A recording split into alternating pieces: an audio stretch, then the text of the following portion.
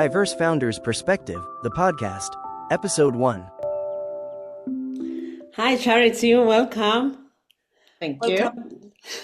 Welcome to Diverse Founders Perspective, the podcast where we celebrate the bold, the brilliant, and the diverse entrepreneurs reshaping industries. This is the place where we amplify the voices of founders who challenge norms, break barriers, and prove that diversity isn't just an asset, it's a competitive advantage. Today's guest is Charity Tembo, the powerhouse behind Tembo Growth, a company transforming how SaaS and subscription-based businesses scale sustainably. But what makes Charity's journey truly unique isn't just the businesses, the perspective she brings as a diverse founder in the industry that often overlooks non-traditional voices. So grab your drink of choice, coffee, matcha, or even that mystery potion you swear fools your genius, and take a sip because some truth is about to be served up, piping hot. We are just spilling tea, we are crafting the whole brew, steeped in experience and ready to pour. The Tembo Growth, why this needed to exist. So Charity, let's take off the big question. What inspired you to start the Tembo Growth? And was there any defining moment for you? That's a really good question. What inspired me to start Timber Growth? Well, what inspired me to start was actually that I encountered a lot of businesses. They were stuck in the same cycle. So a lot of businesses were spending a lot of money on ads, like paid Facebook mainly paid Facebook actually, and Google Ads where you have to pay as well. Yeah. But they weren't really using their budget smart. Like they needed to create a smarter strategy in terms of reaching the right target audience. And for me, I felt that it was a lot of waste of money, and mainly because I have tried it myself. Having my own brand for 4 years and not really knowing much about marketing and how you navigate that part of a business, because that's a completely different discipline to have. I mean, if you're a creative soul, your main focus will be on the product that you're producing and not really on the marketing. Yeah.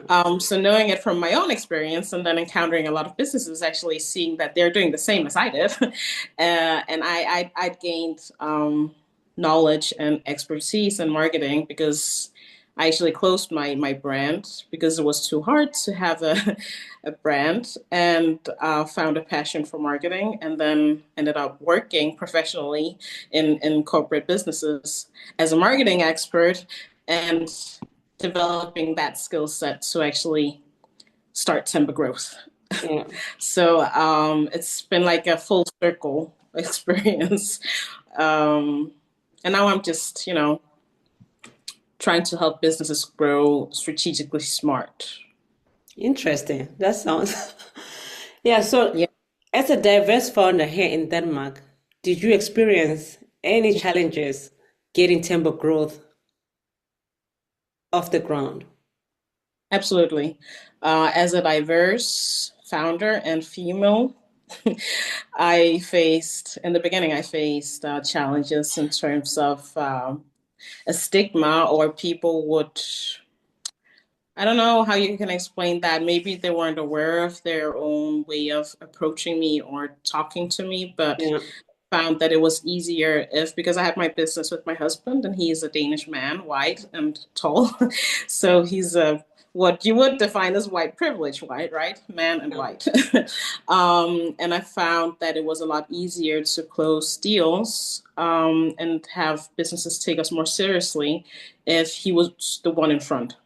So a lot of the businesses that we would close in the beginning, I would actually put myself in the background, not actually being that visible, because I knew we actually had an encounter with a business where we had like he'd been corresponding with them, and we're at the point where we were supposed to meet them physically, and they were like, yeah, the price is nice and we want to help, blah, blah, blah, blah, blah.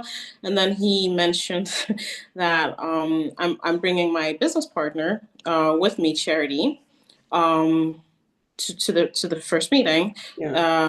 Should we come on this planned date that they've actually already planned the date, right? And then we didn't hear anything from them. They stopped corresponding.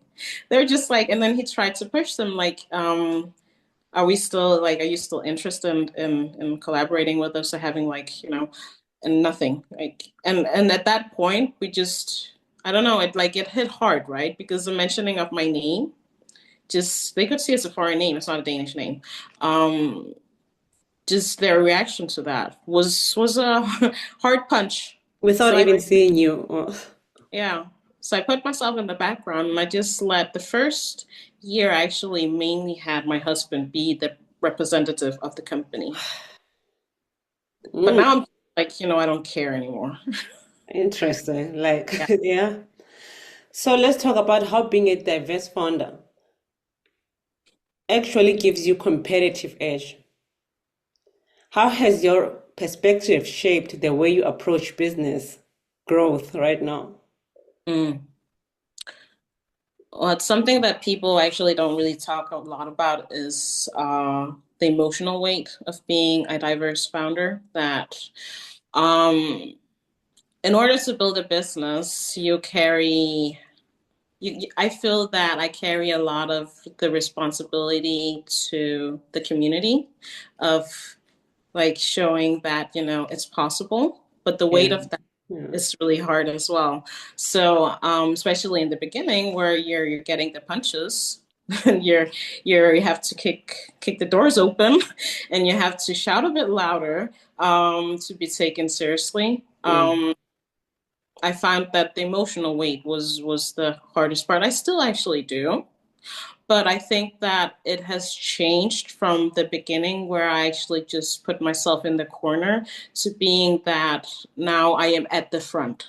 So now they might have this prejudgment of me as a person or a character, but I feel the responsibility of actually showing up so it inspires the younger generation to do the same if they want to have a business. And if you're a Black girl, boy, or brown skinned person, it's possible. But I'm mainly speaking to our sisters and brothers, that we can do it. Even in Denmark, it's Yeah. possible. Um, Representation does matter, isn't it? it does. It does. Like, it is so crucial that you have representation, because if you see that it's possible, then you know that you can do it yourself. And Yeah. I think that in that sense as well, that somebody fought the battle before you. So Yeah. it makes it a little bit easier. Yeah. Because if not us, then who? Isn't it? Oh, I know, exactly. So let's give the gears a little bit, Charity. It's time for our elevator pitch challenge. You ready? Yeah, I'm You have ready. 30 seconds to convince a SaaS founder that growth isn't just about spending more on ads. Mhm. Take it.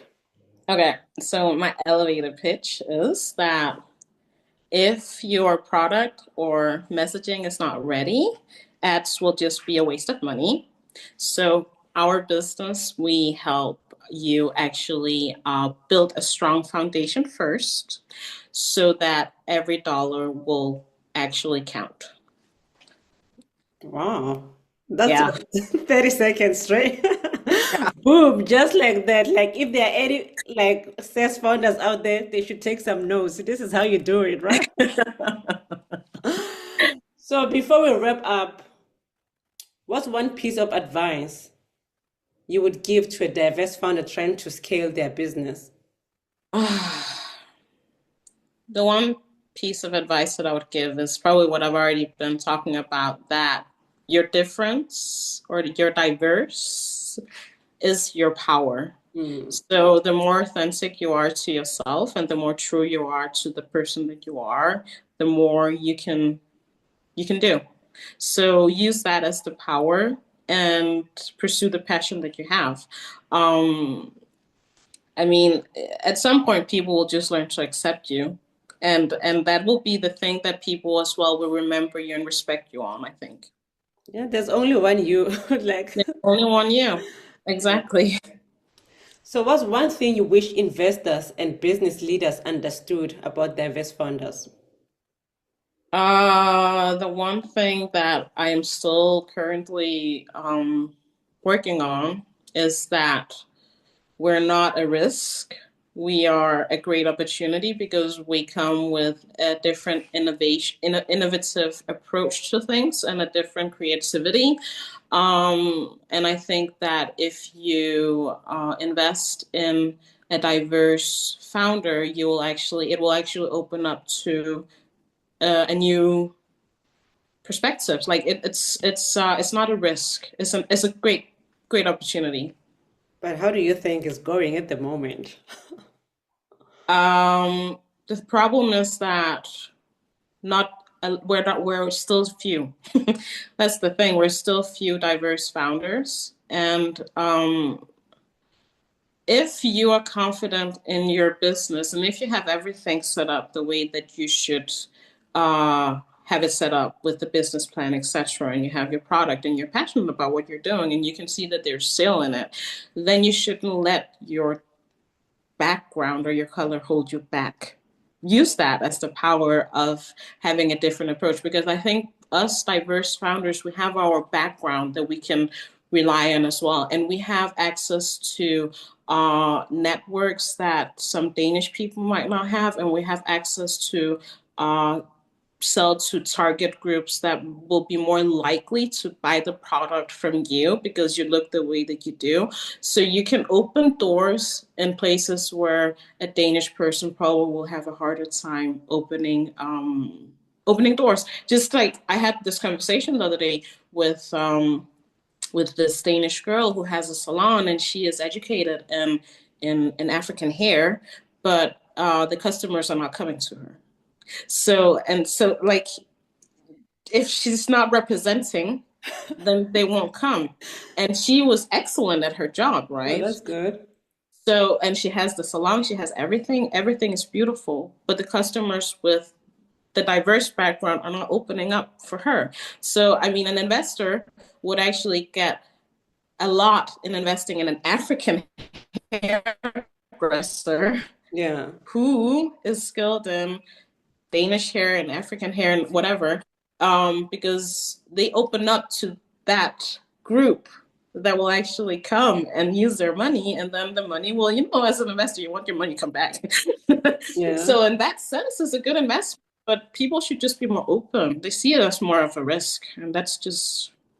I don't know if hopefully we can help change that perspective. I don't know. Yeah, I'm but working on that's the it. goal. That's what we are doing, right? One step Yeah, at a time.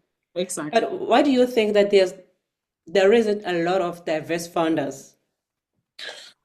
I think it's in the conversation we had earlier that representation matters.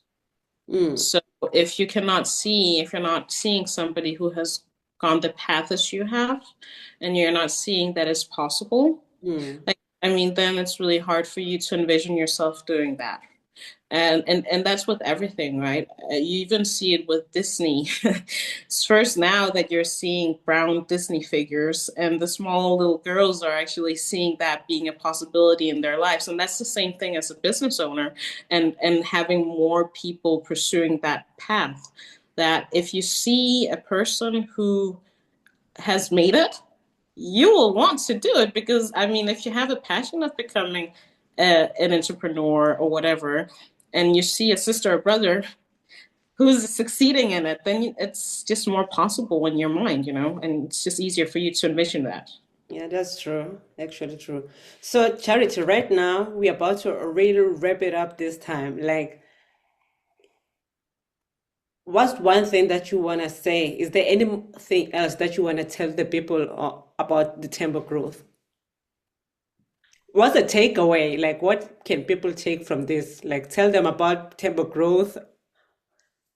I think that one thing that I want to say, which is not really about timber growth, but about me as a female business owner in Yeah. Denmark, is that your seat at the table matters you shouldn't just have the seat at the table, but you should have people changing with what you're bringing to the table. Yeah. And that's what I am doing. My goal is to not just have the seat. I've started to get the seat at the table, but it's not enough for How me. to I how to need use that seed. exactly how to use, and that's me and you talking, so more people will understand the journeys that are here. That's me having a workshop where I'm showing young people that, you can actually you can do this. Like if you have a passion, if you're an expert in something, you use your voice. I want people to take us more seriously and have more respect for what we bring. Yeah. And that sometimes means that you have to shout a little bit or you have to speak the truth. Yes. Change doesn't happen in silence, right? Otherwise, nothing was ever going to change. So, thanks a lot, Yeah. Charity, for your perspective and amazing conversation that we had, for sharing you sharing your journey, your insights with us, to all the listeners out there, especially the SaaS one. So I hope that you scale smarter, not just bigger. Go check out the Timber Growth. Where can they find you? Share the details. They can find us on timbergrowth.com, www on our website, and then they can find me on LinkedIn as Charity Timbo. Yeah. Yeah. What about the social media, like the Facebook? No, it's not for business. We have an Instagram, but it's just not really something that we use that much. I'm mostly on LinkedIn because I feel that LinkedIn is where I can be loudest. Thanks a lot, Charity. So if this episode sparked something in you, hit that subscribe button, leave us a review, and share this with someone who needs to hear it. And before we go, help us spread the word. And remember, Diverse Founders Network, diverse minds, one vision for success. Thanks for watching the Diverse Founders Network podcast. Next episode is about leadership and advocate with Stephen Burrell from Fatherhood for Professionals of Color.